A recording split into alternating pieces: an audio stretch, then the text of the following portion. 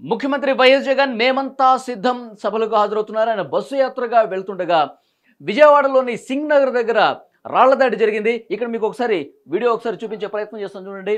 రాళ్ల దాడి జరిగిన తర్వాత ముఖ్యమంత్రి వైఎస్ జగన్ రియాక్షన్ మనం చూస్తున్నాము. ఇదిగో ఇక్కడ రెడ్ కలర్ లో సర్కిల్ మనకు కనిపిస్తోంది. ముఖ్యమంత్రి వైఎస్ జగన్ మీద రాళ్ల దాడి జరిగిన తర్వాత రాయి కనుబొమ్మకు పై భాగాన జరిగింది. ముఖ్యమంత్రి వైఎస్ జగన్ తగిలిన వెంటనే చేయిట్లా పెట్టుకుని ఆయన ఫేస్ మీద చూసుకుంటున్నటువంటి పరిస్థితి కనిపిస్తుంది. పెద్ద ఘాటు కూడా కనిపిస్తుంది. చిన్నపాటి రక్తస్రావమైనటువంటి పరిస్థితి కూడా కనిపిస్తుంది. మరి ఇక్కడ మనం చూడొచ్చు, ఇట్లా రాయి తగిలిన వెంటనే ఇట్లా చేయి చూసుకున్నారు. తర్వాత అక్కడ ఉన్నటువంటి టవల్ తీసుకున్నారు. అక్కడ ఆ గాయమైన ప్రదేశంలో పెట్టి అదుముతున్న పరిస్థితి మనకు కనిపిస్తోంది. ఇక్కడ మనం క్లియర్గా చూడొచ్చు, ముఖ్యమంత్రి వైఎస్ జగన్ రాయి దాడి ఘటన తర్వాత ఉన్నటువంటి విజువల్ మీరు స్పష్టంగా చూడొచ్చు. ఇక్కడ మీకు క్లియర్గా జూమ్లో కూడా చూపిస్తాను. ఇది ఈ ప్రాంతంలో దాడి జరిగింది, గాయం జరిగింది. తర్వాత ఈ కనుబొమ్మ మొత్తం పూర్తిగా కమిలిపోయినటువంటి పరిస్థితి మనం చూస్తున్నాం. ముఖ్యంగా ఈ దాడి ఘటన జరిగిన తర్వాత ముఖ్యమంత్రి వైఎస్ జగన్కు అక్కడ ఉన్నటువంటి వైసీపీ నాయకులు ప్రథమ చికిత్స చేశారు. అంటే దాడి ఘటన జరిగిన తర్వాత బస్సు లోపలికి వెళ్ళి కూర్చున్నారు. కూర్చున్న తర్వాత దాన్ని కొద్దిగా అక్కడ ఉన్నటువంటి ప్రాంతం మొత్తం కూడా క్లీన్ చేసి అక్కడ ఒక ప్లాస్టర్ కూడా అంటించిన పరిస్థితి. ఆ తర్వాత ముఖ్యమంత్రి వైఎస్ జగన్కి వైసీపీ నాయకులు చెప్పారు, మీరు ప్రభుత్వ ఆసుపత్రికి వెళ్ళి అక్కడ చికిత్స చేసుకుందాం, డాక్టర్కి ఒకసారి చూపిద్దాం అంటే ముందు వద్దని వారించినప్పటికీ కూడా జగన్ గారు తర్వాత ప్రభుత్వ ఆసుపత్రికి వెళ్ళారు. అక్కడ చికిత్స కూడా తీసుకున్న పరిస్థితి కనిపిస్తోంది. ముఖ్యంగా గాయం అయినప్పటికీ కూడా మనం ప్రజల్లోనే ఉందాము, ప్రజలు ఇంకా ఈ యాత్ర ఇట్లా కొనసాగిద్దాము, దీనికి బ్రేక్ ఇవ్వద్దని చెప్పి జగన్ గారు అన్నట్టుగా తెలుస్తోంది. సో ముఖ్యంగా సింగ్ నగర్లో నిన్న ఏదైతే దాడి ఘటన జరిగిందో ఒక్కసారిగా ఉద్రిక్త వాతావరణం కనిపించింది.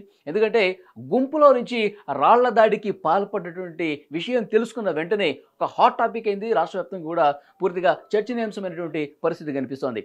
ముఖ్యంగా ఈ దాడి ఘటన తర్వాత కొన్ని కీలకమైనటువంటి అనుమానాలు ఇటువైపు నుంచి కూడా లేవనెత్తుతున్న పరిస్థితి కనిపిస్తుంది. ప్రతిపక్షాల సైడ్ నుంచి దాడి ఘటన జరిగిన తర్వాత అంటే చంద్రబాబు నాయుడు గారు కావచ్చు, తెలంగాణ రాష్ట్రానికి సంబంధించిన కేటీఆర్ కావచ్చు, చాలామంది నేతలు సానుభూతి వ్యక్తం చేస్తూ ట్వీట్లు చేసినటువంటి పరిస్థితి కనిపిస్తుంది. కానీ నారా లోకేష్ కొంత భిన్నంగా స్పందించారు. రాయి ఎక్కడి నుంచి వచ్చామో, నేను తాడేపల్లి ప్యాలెస్ నుంచి వచ్చానంటూ ఇది కూడా ఒక కోడికత్తి డ్రామా లాంటిది ఇక్కడ జరిగిందని చెప్పి ఆయన సందేహం వ్యక్తం చేస్తూ ఒక ట్వీట్ పెట్టిన పరిస్థితిగా కనిపిస్తోంది. సో కొంచెం కొత్తగా ట్రై చేయి జగన్ అంటూ కొంత వ్యంగ్యంగా నారా లోకేష్ ట్వీట్ చేసిన పరిస్థితి కనిపిస్తుంది. ముఖ్యంగా చాలామంది అనుమానాలు వ్యక్తం చేస్తున్నారు. ఇది కూడా ఒక సానుభూతి పొందే ఒక కుట్రగా అభివర్ణిస్తున్నటువంటి పరిస్థితి కనిపిస్తోంది. కానీ ప్రతిపక్ష నాయకులు ముఖ్యంగా అనుమానం వ్యక్తం చేయడానికి కొన్ని కారణాలు కూడా చూపిస్తున్న పరిస్థితి కనిపిస్తుంది. ముఖ్యంగా 5 అనుమానాలు లేవనెత్తుతున్నారు. ముఖ్యమంత్రి వైఎస్ జగన్ మేమంతా సిద్ధం పేరుతో ఒక యాత్రగా వచ్చినప్పుడు సెక్యూరిటీ లెవెల్స్ అనేవి ఎందుకు పూర్తిగా గాలి కుదిలేసిన పరిస్థితి కనిపిస్తుందంటూ పెద్ద ఎత్తున ఒక విమర్శ కూడా వస్తుంది. ఎందుకంటే ముఖ్యమంత్రి వ్యక్తి ఇట్లా ప్రజల మధ్యకి వచ్చినప్పుడు కనీస ప్రమాణాలు ఎందుకు పాటించలేదని చెప్తున్నారు. ఇక్కడ కీలకమైనటువంటి అనుమానం ఏంటంటే ముఖ్యమంత్రి వైఎస్ జగన్ బస్సు యాత్ర చేసినప్పుడు కరెంటు పోయింది. కరెంటు పోవడానికి గల కారణం ఏంటి? యాక్చువల్గా ముఖ్యమంత్రి ఇట్లా పర్యటన చేస్తున్నప్పుడు కరెంటు ఎక్కడ పోలేదు. ఇప్పుడు గతంలో జరిగిన సభలు కావచ్చు, గతంలో జరిగిన రోడ్ షోల విషయాన్ని చూస్తే ఎక్కడా కూడా కరెంటు పోలేదు, కరెంటు తీయలేదు. కానీ ఇప్పుడు ఈ ఘటన జరిగిన తర్వాత వైసీపీ నాయకులు ఏం చెప్తున్నారంటే కరెంటు తీగల్లో నుంచి కరెంటు ప్రవహిస్తూ ఉంటుంది కాబట్టి తీగలు ఉండటం కొంత ఇబ్బందికర పరిస్థితి ఉంటుంది కాబట్టి సో ఆయన బస్సు మీద పైకి ఎక్కి టాప్లో ఎక్కి ప్రజలకు అభివాదం చేస్తుంటారు కాబట్టి తీగలు తగులుతాయి కాబట్టి సో కరెంటు మేము ఆఫ్ చేసామని చెప్తున్నారు. కానీ ప్రతిపక్ష నాయకులు దీనికి వేరేగా స్పందిస్తున్న పరిస్థితి కనిపిస్తుంది. గతంలో జరిగినటువంటి యాత్రలో కూడా నిన్న మొన్న జరిగిన రోడ్ షోలో కూడా ఎక్కడ కూడా కరెంటు తీయలేదు. కానీ ఇవాళ మాత్రమే ఎందుకు తీశారు? కరెంటు పోయినప్పుడు మాత్రమే దాడి ఎందుకు జరిగింది? కరెంటు పోయినప్పుడు మాత్రమే 2 రాళ్ళు ఎందుకు బలంగా విసరగలిగారు? ఇదొక అనుమానంగా వ్యక్తం చేస్తున్న పరిస్థితి కనిపిస్తుంది. ముఖ్యంగా మరొక ముఖ్యమైన విషయం, కరెంటు తీగల్ని గత యాత్రల సందర్భంగా రోడ్ షోల సందర్భంగా పక్కకు జరిపారు. కానీ ఇక్కడ జరపకుండా కరెంటు తీసేశారంటే పక్కా ప్లాన్ ప్రకారమే, ముందుగా అనుకున్నటువంటి పథకం ప్రకారమే కరెంటు తీశారు. దాని తర్వాత దాడి ఘటన జరిగిందని చెప్తున్నారు. సో ఇక్కడ మరొక ముఖ్యమైన విషయం, ఇక్కడ దాడి ఘటన జరిగిన తర్వాత సెక్యూరిటీ సిబ్బంది పూర్తి స్థాయిలో అలర్ట్గా లేరని చెప్పి క్లియర్గా అర్థమవుతుంది. ఎందుకంటే దాడి ఘటన జరిగిన తర్వాత ఎటువైపు నుంచి రాళ్ళు వచ్చాయి, కొంచెం ముఖ్యమంత్రి వైఎస్ జగన్ గారికి అడ్డుగోడగా నిలబడి రక్షణ కవచంగా నిలబడాల్సినటువంటి అక్కడ ఉన్నటువంటి సెక్యూరిటీ సిబ్బంది పూర్తిగా దాడి జరిగిన తర్వాత కూడా ఆయన పూర్తిగా గాలి వదిలేశారు. సెక్యూరిటీ లెవెల్స్ అనేది చాలా స్పష్టంగా అర్థమవుతుంది. ఆయనకి అడ్డుగోడగా రక్షణగా ఎక్కడ నిలబడని పరిస్థితి ఉంది. సో దీన్ని బట్టి అర్థం చేసుకోవచ్చు, ఇంకా ఆయన విజువలిటీగా బయట జనాలు కనిపిస్తూనే ఉన్నారు దాడి ఘటన జరిగిన తర్వాత కూడా. అంటే అక్కడ ఆయనకి గాయం ఏ ప్లేస్లో అయింది, తర్వాత జగన్ గారు ఏం చూసుకున్నారు, చేయబెట్టి తల మీద ఇట్లా చూసుకున్నారు, తర్వాత అక్కడ ఉన్నటువంటి కొంతమంది వైసీపీ నాయకులు టవల్తోనో ఖర్చుతోనో ఆ గాయం జరిగిన ప్రదేశంలో అద్దుతున్నారు. ఇది మొత్తం క్లియర్గా జనాలకి కనిపిస్తూ ఉంది. సో కావాలనే ఈ విధంగా చేశారన్న అనుమానం బలంగా అయితే వినిపిస్తున్నటువంటి పరిస్థితి కనిపిస్తోంది. మరోవైపు ఇప్పుడు సెక్యూరిటీ డెఫినెట్గా ముఖ్యమంత్రి పర్యటన సందర్భంగా ఇక ముందస్తు ఎక్కడైతే జాగ్రత్తలు తీసుకోవాలో అవి తీసుకుంటూ ఉంటారు. నెక్స్ట్ ఏ ప్రాంతానికి వెళ్తారు, ఆ తర్వాత ఏ ప్రాంతానికి వెళ్తారు అనేది ముందుగా పూర్తిగా జల్లెడ పట్టే పరిస్థితి కనిపిస్తోంది. అయినప్పటికీ భద్రతా వైఫల్యం కొట్టొచ్చినట్టుగా కనిపిస్తోందని చెప్పి పెద్ద ఎత్తున విమర్శలు కూడా వస్తున్నాయి. అంటే దీని వెనకాల ప్రధానంగా చాలా అనుమానాలు లేవనెత్తుతున్న పరిస్థితి కనిపిస్తోంది. ముఖ్యమంత్రి వైఎస్ జగన్ పర్యటన పూర్తిగా ఇంత డొల్లతనంగా ఉందనటానికి కావాలనే ఈ విధంగా చేశారు. రాళ్లదాడి ఘటన ముందుగానే వాళ్ళకి తెలుసు కాబట్టి ఒక పథకం ప్రకారమే చేశారని చెప్పి అనుమానాలు కొంతమంది వ్యక్తం చేస్తున్నటువంటి పరిస్థితి కనిపిస్తుంది. కొంతమంది కోడికత్తి కేసుకు లింక్ పెడుతూ అప్పుడు కూడా ఎలక్షన్ సమయంలోనే కోడికత్తి కేసు జరిగింది కాబట్టి, అప్పుడు కూడా కొంత సానుభూతి పొందే ప్రక్రియ జరిగింది కాబట్టి వివేకానంద కేసు హత్యను కూడా ప్రస్తావిస్తూ వస్తున్నారు.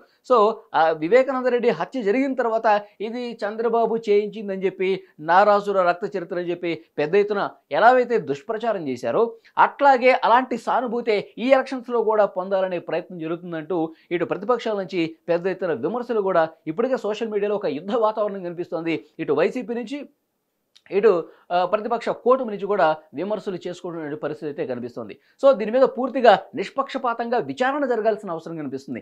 నిజంగా ఈ దాడికి పాల్పడింది ఎవరు, దీని వెనకాల ఎవరున్నారు, ఇది ఎవరైనా అగంతకులే చేశారా, లేదంటే ఎవరన్నా ముందుండి ఒక పథకం ప్రకారం నడిపించిన పరిస్థితుందా, ఈ అన్ని విషయాలు తెలియాల్సిన అవసరం కనిపిస్తుంది. ముఖ్యమంత్రి పర్యటనలు చేసేటప్పుడు, యాత్రలు చేసేటప్పుడు కనీస ప్రమాణాలు ఎందుకు భద్రత పరంగా తీసుకోలేదు, దీని వెనకాల ఉన్నటువంటి రీజన్ ఏంటి, ఇవన్నీ బయటికి చెప్పాల్సినటువంటి అవసరం కనిపిస్తుంది. ఇవన్నీ కూడా నిష్పక్షపాతంగా లోతైన విచారణ ఎలక్షన్ కమిషన్ ఆఫ్ ఇండియా తీసుకోవాలి. వీలైనంత త్వరగా దీని వెనకాల ఎవరున్నారు, ఎవరు చేశారు. మరొక ముఖ్యమైన విషయం, కరెంటు పోయినప్పుడు దాడి జరిగింది. అక్కడ బస్సు యాత్ర జరిగేటప్పుడు అక్కడ లోకల్గా చాలా కెమెరాలు ఉంటాయి, ఛానళ్ళకు సంబంధించిన కెమెరాలు ఉంటాయి. సో ముఖ్యమంత్రి వైఎస్ జగన్ పర్యటనకు సంబంధించినటువంటి కెమెరాలు ఉంటాయి. కానీ ఏ కెమెరాకి కూడా చిక్కకుండా వాళ్ళు ఏ విధంగా దాడి చేయగలిగారు, దాడి చేసిన తర్వాత కూడా వాళ్ళు ఎలా తప్పించుకోగలిగారు, అసలు ఎటువైపు నుంచి రాళ్ళు వచ్చాయి, దీనికి సంబంధించి అసలు సరైన సమాచారం ఎందుకు లేదు, అసలు దీని వెనకాల ఏం జరిగింది, పూర్తి స్థాయిలో నిఘా పెట్టాల్సిన అవసరం కనిపిస్తుంది. దగ్గరలో ఉన్న సీసీ ఫుటేజీలకు సంబంధించిన రికార్డు కూడా ఎక్కడ కనిపించిన పరిస్థితి కనిపిస్తుంది. గాల్లో రావటం 2 రాళ్ళు అండి, ఒకటి కాదు 2 రాళ్ళు వచ్చాయి. ఒకటి వైఎస్ జగన్ గారికి ఎడమ కంటికి పై భాగం తగిలింది, మరొకటి మాజీ మంత్రి వెల్లంపల్లి గారికి కంటికి కింద భాగం తగిలింది. అంటే గురి చూసి ఎలా కొట్టగలిగారు, అంటే గురి చూసి కొట్టడం కూడా ఏమైనా ట్రైనింగ్ తీసుకున్నారా? సరిగ్గా అక్కడ అంతమంది ఉంటే ఒక జగన్మోహన్ రెడ్డి గారికి, ఒక వెల్లంపల్లి గారికి ఎందుకు తగిలింది, పక్కనున్న వాళ్ళకి ఎందుకు తగలేదు, అంత గురిగా ఎలా కొట్టగలిగారు, కంటికి ఏమాత్రం గాయం కాకుండా ఏ విధంగా కొట్టగలిగారు? సో ఇవన్నీ కూడా అనుమానాలు వ్యక్తం చేస్తున్నటువంటి ప్రస్తుతం ఇలాంటి పరిస్థితి కనిపిస్తుంది.